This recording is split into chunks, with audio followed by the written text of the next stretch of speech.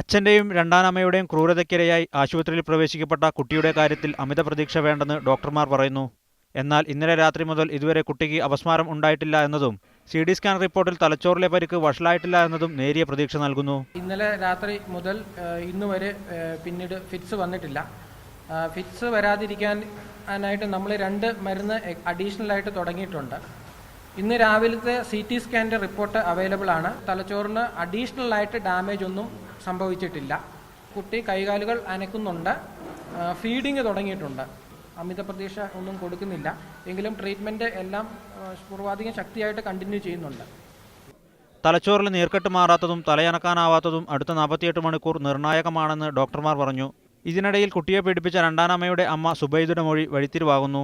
കുട്ടിയുടെ ശരീരത്തിൽ പ്രതികൾ പ്ലാസ്റ്റിക് ഉരുക്കിയൊഴിച്ചെന്നും സുബൈദ പോലീസിനോട് പറഞ്ഞു. ഈ മൊഴി മജിസ്ട്രേറ്റിന് മുന്നിൽ നൽകുമെന്ന് പോലീസ് പറയുന്നു. ഒരുപക്ഷേ ഇനി മുതൽ കേസിലെ മുഖ്യസാക്ഷിയായിരിക്കും സുബൈദയെന്നും സൂചനയുണ്ട്. മീഡിയ 1 ഇടുക്കി.